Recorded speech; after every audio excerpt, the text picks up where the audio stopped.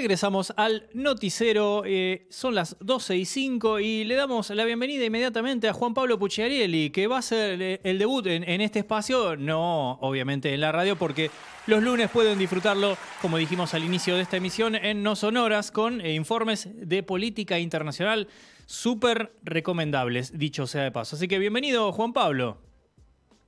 Hola, ¿cómo están? Muchas gracias por la invitación, espero que anden bien. Muy bien, bueno, y ahora vamos a estar mucho mejor porque vamos a saber un montón de cosas que tenés para compartir justamente en relación a lo que iban a ser simplemente las elecciones en Brasil, y ahora vamos a tener inclusive en este mes de octubre, va a ser todo prolongado hasta el 30, que vamos a tener obviamente el balotaje, esta segunda vuelta para dirimir quién será el próximo presidente que va a repetir mandato, porque hay reelección inmediata de Jair Bolsonaro o bien un nuevo periodo de Luis Ignacio Lula da Silva. Así es, cual decís vos, elecciones importantísimas obviamente para Brasil, pero también para la región. Recordemos primero que se votaba no solamente para presidente, sino también para todas las gobernaciones, para 27 de los 81 escaños en el Senado, para todos los 513 escaños de diputados federales y también para 1035 escaños de diputados estaduales. Poniendo el foco en la disputa por la presidencia, que obviamente es lo que más interesa, tenemos que Lula sacó un 48,4%, Bolsonaro 43,2% y muy por detrás, por fuera de la polarización, Simone Tebet con 4,1%, Ciro Gómez con 3% y después otras candidaturas menores que sumadas llegan al 1,5%. Lo primero que está bueno marcar, me parece, es que las encuestas, una vez más, pifiaron de forma importante, no tanto con lo que sacó Lula, porque todas decían que Lula estaba en un 48, 49 y hasta alguna decía en el 50% de votos válidos, me refiero, y termina sacando 48,4, lo cual estaba dentro del margen de error, ¿no? La gran sorpresa fue ese 43,2% de Bolsonaro, que absolutamente ninguna encuesta de las principales consultoras en Brasil le daba por arriba de los 40, ¿no? Todas decían 35, 36, 37. Bueno, 43,2 fue. Ahí evidentemente hubo lo que se llama voto vergüenza, ¿no? Mucha gente que no decía que iba a votar por él, pero que se terminó inclinando a la hora de entrar en el cuarto oscuro. Y eso tiene explicaciones, en mi opinión. Yo diría básicamente dos, concisas. Una es un conservadurismo social muy arraigado, una parte importante de la sociedad de Brasil. Recordemos solamente un dato, ¿no? 31% de los brasileños son evangélicos, es decir, uno de cada tres. Esto no lo digo yo, sino una encuesta publicada en marzo de 2020 por el Instituto de Opinión Datafolia, que además proyecta que para la década que viene van a ser mayoría por sobre los católicos. Es decir, es un fenómeno muy importante que la distingue de otras sociedades de la región, como la nuestra, por ejemplo, ¿no? Y el segundo factor es el económico, que no sé si se terminó de leer bien de este lado de la frontera, que es que Bolsonaro llega a esta elección con una inflación a la baja, con un desempleo a la baja, y habiendo logrado aprobar en julio lo que se llama el Auxilio Brasil, que fue un subsidio de emergencia para los sectores más humildes de la población, obviamente con un fin electoralista, nadie lo desconoce eso, pero evidentemente fue redituable, ¿no? Sí, sí, son las reglas del juego y cada uno en la gestión puede utilizar los recursos dentro de la vía legal lo posible para ganar. Sabes que justamente hiciste mención, bueno, la primera pregunta iba a ir destinada justo con el tema de encuestas. En los últimos años, en las últimas elecciones, no solo en Argentina, no solo en Brasil, sino en otras partes del mundo, hay muchos desaciertos, muchos. Obviamente ya ahora hay un cuestionamiento ya extendido al común de la sociedad de las encuestas, pero se sigue dándole valor a esto. ¿Vos qué crees que pueda pasar en el escenario venidero de cara no solo a lo que va a suceder ahora en Brasil este 30 de octubre, sino también en las elecciones que nos van a llegar a nuestro país el año que viene? Es una pregunta muy interesante. Yo creo que ya es tiempo de aprender la lección. yo no digo que todas las encuestas sean inútiles. Por ejemplo, la encuesta permanente de hogares del INDEC, nuestro, tiene una utilidad muy importante para conocer determinadas cuestiones de nuestra sociedad y demás, pero las que tienen que ver con elecciones, sobre todo en sociedades tan polarizadas y con constante movimiento, me parece que le agregan un factor, un condimento, que hace que sea realmente impredecible muchas veces leer el comportamiento electoral de amplios sectores de la población, ¿no? Yo creo que lo de Brasil es una enseñanza, no es la única. Podría, por ejemplo, mencionar el caso de Chile, pero está claro que han errado de manera importante, y yo diría que de cara al futuro, no digo que van a cambiar su metodología, pero sí que es posible que se replanteen varias cosas, porque no erraron por 1 o 2 puntos, ¿no? Erraron por 10, 12. Es muy importante el pifie. Sí, sí, es un margen muy amplio. Bueno, y de cara justamente a lo que va a suceder ahora en el mes de octubre, ¿cuál es el escenario que podemos ver, vislumbrar ahora en Brasil? ¿Cuál es, digamos, qué se augura también? Porque, por un lado, a ver si estoy equivocado, en este 48 y algo, 48,4 de Lula da Silva, tiene muy poquito para ser la mayoría. Ahora se divide directamente en uno u otro candidato, a diferencia de esta primera instancia. Y se estimaba en algunos sectores como que, por ejemplo, ese 3% de Ciro Gómez podía ir directamente a los votos para Lula, por ejemplo. Y con ese porcentaje, matemáticamente, estamos hablando de un 51%, lo cual ya te da ganador. Pero, ¿cuál es el escenario posible que se puede ver de cara a estas próximas semanas?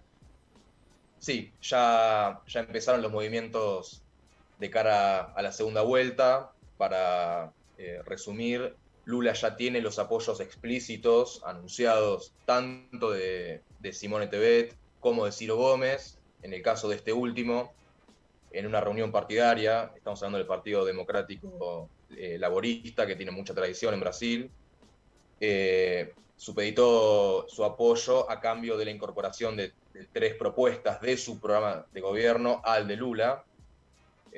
Una política de renta mínima con un monto a definir, la renegociación de las deudas de lo que en Brasil se conoce como el SPC, Servicio de Protección de Crédito, que ahoga a miles y miles de familias trabajadoras sobre todo, y la universalización de la escolaridad de doble jornada, que allá se conoce como escolaridad de tiempo integral.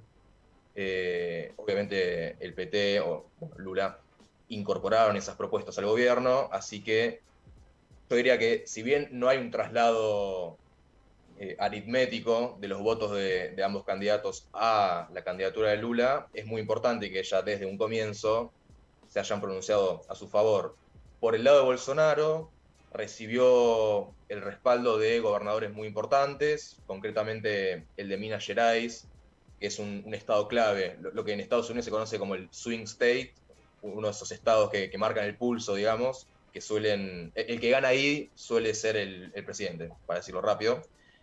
Recibió el apoyo del gobernador de Minas Gerais, Romeu Zema, también el del gobernador de San Pablo, Rodrigo García, y el del gobernador de Río de Janeiro, Claudio Castro.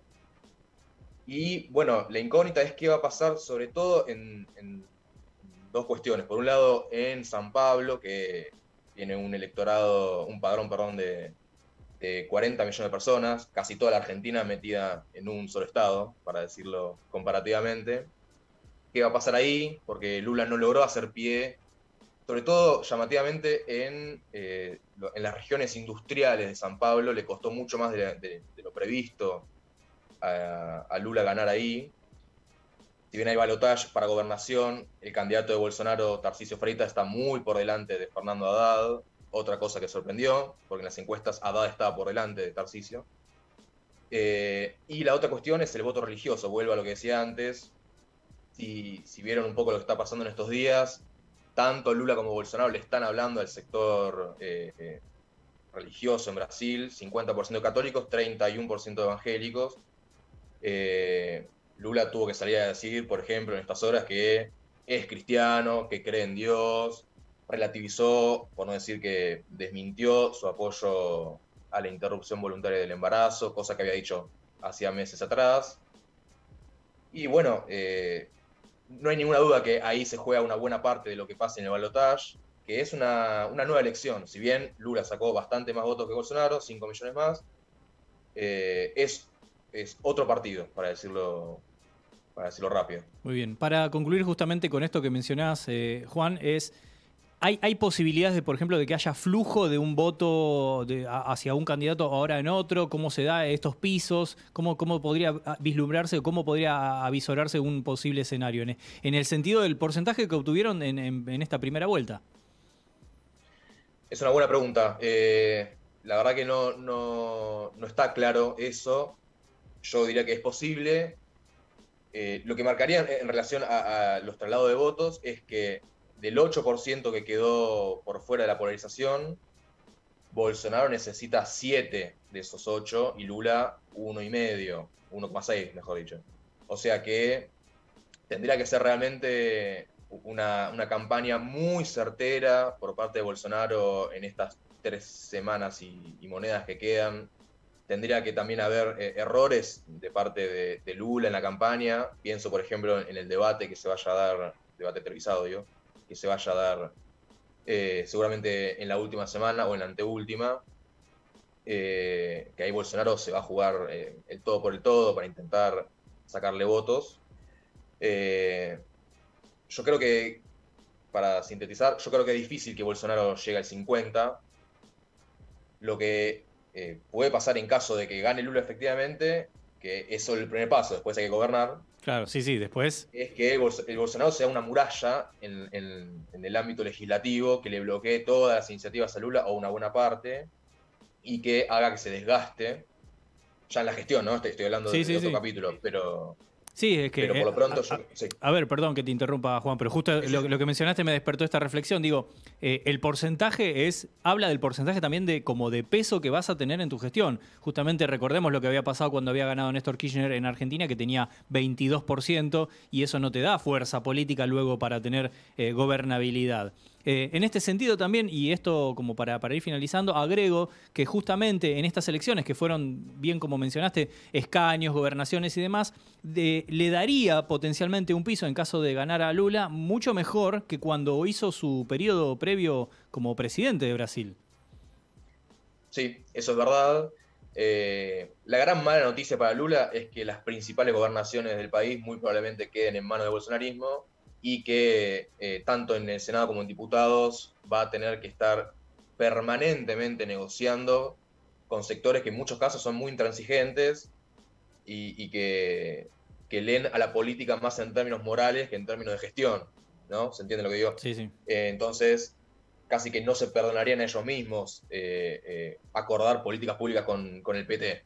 Entonces va a ser todo un desafío gobernar un país así, ¿no? Tal cual. Clarísimo todo, Juan Pablo. Bueno, obviamente para finalizar te invitamos a que compartas redes o donde puedan leerte, escucharte y seguirte también para conocer muchísimo más y más completo, igual, más completo de lo que tiró ahora no se puede, pero bueno, seguramente haya mucha más data ahí alrededor de Juan Pablo Pucciarelli. Bueno, muchas gracias, les agradezco la invitación nuevamente. Estoy en Twitter, en Instagram como Juan Pucciarelli, doble C, doble L. Y bueno, en el programa No Sonoras conducido por Federico Bravo los lunes a las 19. Muy bien, muchísimas gracias. Y bueno, ahí tuvimos un montón de información de las elecciones en Brasil que lo que podría haber sido, bueno, un poco de análisis de lo que fueron las elecciones, es directamente la previa también de lo que va a ser esta segunda vuelta, el balotaje en castellano el próximo 30 de octubre. Nosotros ahora metemos otro volantazo, no voy a hacer ninguna comparación de analogía para que no me miren raro del otro lado, así que directamente así en crudo le voy a dar la bienvenida a Romina García con nuestra agenda cultural, pero antes de conversar con lo que ella siempre tiene, le voy a hacer una pregunta porque no tuvimos la oportunidad de conversar. El otro día participamos de los premios Cóndor de Plata a lo mejor del cine argentino. Estuvo Romy ahí en representación de un montón de cosas que ahora va a enumerar luego en lo que participa, pero terminó el evento y se fue, no llegamos a conversar nada, así que si querés te doy un minutito para que nos cuentes alguna apreciación de la gala y obviamente de los premios. Bueno, es la primera vez que fui a unos premios así y me gustaron. La verdad es que hubieron ahí un par que que ganaron, que me hubiera gustado que ganaran otros, que ya voy a estar hablando de eso el lunes. Sobre todo ahí, si puedo tirarlo, el que ganó mejor película. Pero sí, estuvo muy bueno y además súper divertido también verlos ustedes ahí arriba del escenario entregando ahí los...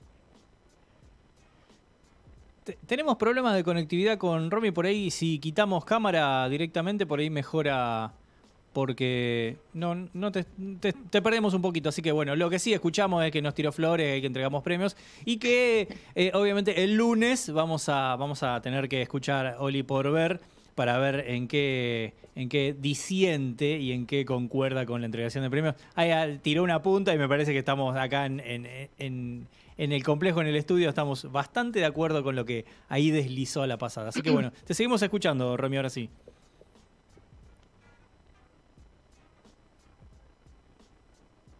La perdimos, la tenemos del otro lado. Si no, directamente probamos con llamada telefónica, porque la conectividad con las plataformas de videollamada suelen tener algún inconveniente. En este caso, tenemos ahí del otro lado una escasa conectividad de Romy. Así que cualquier cosa, Romy, si me estás escuchando, nos comunicamos desde la radio y directamente la seguimos por teléfono para contar todo lo que tenés ahí a disposición. Seguramente nos va a contar, nos va a recomendar algún manga, y la única desventaja es que no vamos a poder verlo. Eso es lo único que yo lamento con todo mi corazón, que siempre, todas las semanas, tiene Romy para contarnos, compartirnos un manga. Y yo lo tiré como juego, digo, a ver si tiene para recomendar, y todas las semanas tiene uno distinto, es una cosa de locos. Así que bueno, vamos, mientras esperamos que Romy la tengamos del otro lado enseguida para conversar. Yo hasta ahora no pude contarles cuál era la temperatura en la ciudad de Buenos Aires, y ahora me voy a dar el lujo de ocupar un segundito para decirles que en este momento tenemos 23 grados 8 centésimas, 23,8 de grados de temperatura. Es una cosa de loco, me alegra el día, este calorcito primaveral, no veraniego, primaveral lindo, ¿sí? Con una humedad de solamente el 32%, lo cual acentúa esta jornada placentera. Y ojo con la presión si están medio cansaditos, porque es de 1008.2 hectopascales, ¿sí? El viento es noroeste a 18 kilómetros por hora y la visibilidad es óptima, como ahora vamos a escuchar a Romina García, de 10 kilómetros. Se oculta el sol a las 19:01 en esta ciudad de Buenos Aires. Ahora sí la tenemos del otro lado a Romy. Buenas, ¿ahí me escuchan bien? Perfecto, perfectirijillo. Buenísimo, sí, a veces mi internet, viste, cuando quiere anda y cuando no quiere no. Es así, es el mundo que nos toca vivir. Así es. Bueno, arranco entonces con la recomendación del manga, como todos los viernes, y como estamos en octubre, el mes, digamos, del terror y el horror, voy a estar haciendo recomendaciones de mangas dentro de este género durante este mes. Papá, me gustó. Así que bueno, arranco con uno que para mí es uno de los mangas de terror y horror más influyentes, digamos, dentro de la historia del manga. Estoy hablando de Uzumaki. Uzumaki significa espiral en español, y es del mangaka Junji Ito, que es realmente un maestro del terror que realizó un montón de mangas alrededor de lo que es este género. Y hoy en día... ¿Junji Ito no vino acá a la Comic Con? Sí, vino. Sí, no, es un animal hermoso, una maravilla. Sí, tuve el placer de asistir. Es una maravilla. Sí. Y bueno, hoy en día este tomo de Uzumaki se puede encontrar como un tomo integral de la obra, digamos, que es bastante grande. Antes se vendía entre lo que era 3 tomos y ahora encontrás este tomo integral. Bueno, ¿de qué trata Uzumaki? Básicamente nos ubicamos en una pequeña ciudad de Japón que comienzan a suceder como una serie de sucesos de origen paranormal, siempre relacionados, ¿no?, alrededor de lo que son las espirales.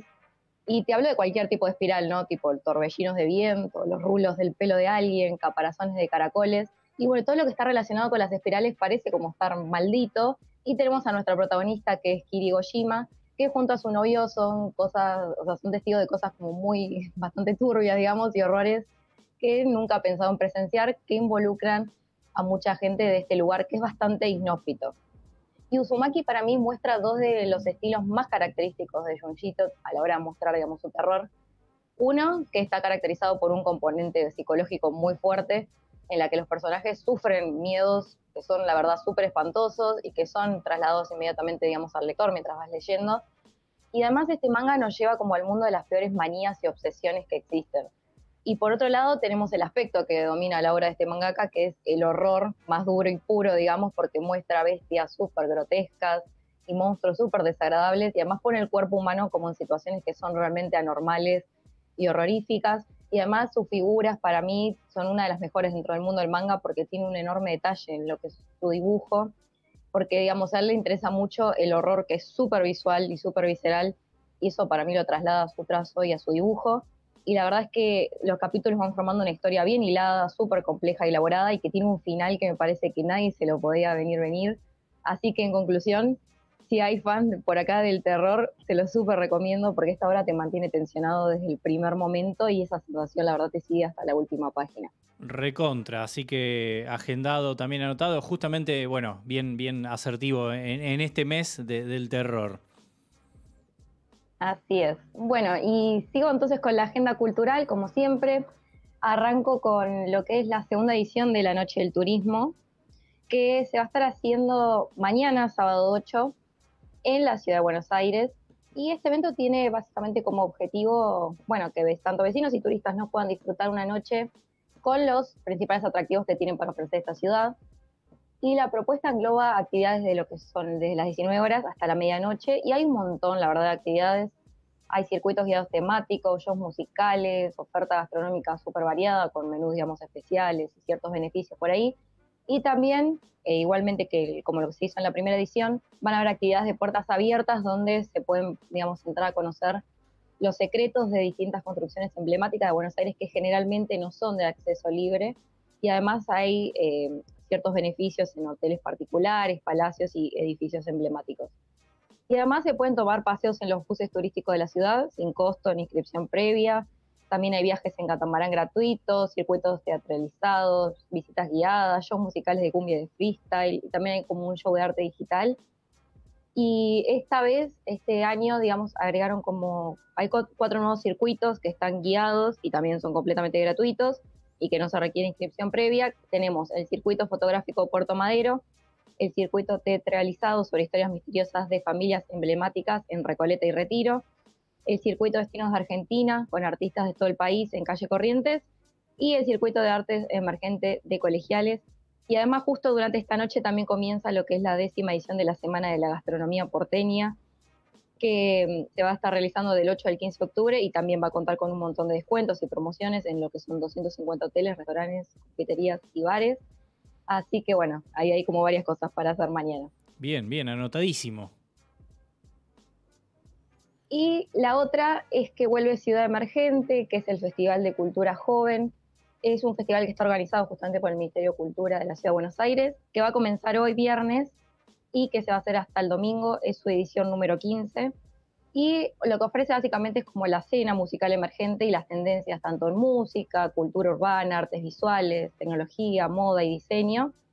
Y se va a estar haciendo en los bosques de Palermo. El ingreso al predio es a través de la avenida Belisario Roldán, al 4400, que vendría a ser como detrás del planetario, y su entrada es completamente libre y gratuita. Y este año lo que el festival, digamos, propone es recorrer y experimentar un poco al aire libre, ¿no? La cultura emergente de, como ya dije, toda la Argentina. Y habrá tanto visuales, deportes, letras, performance, gastronomía. También está el espacio Emergentito, que son como hay actividades especiales para las infancias, y el nuevo espacio Buenos Aires Verde. Por ejemplo, hoy a las 21 horas se va a realizar lo que es 15 Emergentes de Hits, que es un show que reúne 15 ediciones justamente de hits de los artistas que fueron escribiendo, digamos, la historia de la ciudad emergente. Y van a participar entonces cantantes que se presentaron en el festival cuando recién estaban como surgiendo dentro de la música y que hoy vuelven ya como consagrados. Van a estar, por ejemplo, Brenda Martini, Ula Bertoldi, Bambi, Chano, Silvia Moreno, entre otros muchos más. Y cada artista va a estar cantando 2 temas, uno de su primera participación en el festival y otro hit de su repertorio actual, digamos, y van a estar acompañados por una banda especialmente creada con artistas emergentes de distintas bandas. Y además esta programación como que refleja entonces la escena emergente, tanto del rock, el pop, el urbano y el indie. Se van a estar presentando más de 100 bandas en estos 3 días, en 2 escenarios que están enfrentados en el extremo del predio y en los escenarios principales. y el cierre cada día va a estar a cargo de DJs referentes, así que también les dejo eso para hacer durante este fin de semana largo. Muy bien, anotadísimo, porque además esto último que mencionabas como actividad de artistas que pasaron por el Festival de Ciudad Emergente, confirma justamente lo que es el título del evento, de las actividades. Emergen y pueden disfrutar hoy de artistas que en el futuro van a ser de los más relevantes e importantes de nuestro país. Así es, totalmente. Muy bien. Romina García, ¿dónde te podemos seguir, escuchar? ¿De dónde podemos disfrutar de muchos más contenidos con mayor tiempo y detalle? Bueno, me pueden seguir en @RomiGarcíaC en Instagram y me pueden escuchar todos los lunes en Oli por Ver de 21 a 22 horas y también los invito a escuchar Generación 21, que está hoy, los viernes, también de 21 a 22 horas. Muy bien. Hecha la recomendación de toda la agenda cultural, siempre muy completa por Romina García. Te mandamos un saludo, bueno, buen finde y obviamente nosotros nos veremos mañana en Cinefilia también. Así es, nos estaremos viendo mañana y buen fin de largo para todos. Muy bien, esa fue la palabra de Romina García con la agenda cultural como todos los viernes. Nosotros lo que vamos a hacer ahora es decirles que hay que escuchar una buena canción porque ya estamos en fin de semana en esta semana y además hay que enterarse de un montón de cosas. Breve, conciso para darle el inicio al contenido informativo, pero al mismo tiempo con este descanso de feriado. Así que qué mejor que tener el flash informativo, una gran canción y volver, quedarse ahí mismo también del otro lado de la pantalla, del auricular, de lo que fuere, porque nos queda aún un bloque más para hablar en este noticiero. Tragedia platense. Este jueves por la noche, en el partido entre Boca Juniors y Gimnasia Esgrima, la policía bonaerense reprimió hinchas y falleció un hombre de 57 años debido a un infarto. El gobernador Axel Kicillof pidió que despidan al jefe del operativo. Derecho a la renuncia. Elizabeth Gómez Alcorta dimitió de su cargo de ministra de Mujeres, Géneros y Diversidad por los desalojos en la comunidad Lafken-Winkul-Pampu en Villa Mascardi. El presidente Alberto Fernández le aceptó la renuncia. Biden dio luz verde. El presidente de Estados Unidos anunció que indultará a todas las personas criminalizadas por posesión de marihuana. Además, pidió a todos los gobernadores que repliquen esta medida. Triste final. Un colectivo que se dirigía a una excursión en Punta Cana volcó y perdió la vida una turista argentina. Además, hubo una docena de heridos argentinos y casi una treintena de Chile y Brasil. Panteras históricas. El seleccionado femenino de vóley juega por primera vez la segunda ronda del Mundial y enfrenta este viernes desde las 12:15, desde el mediodía, a Italia. En esta fase cayó ante Bélgica y Países Bajos.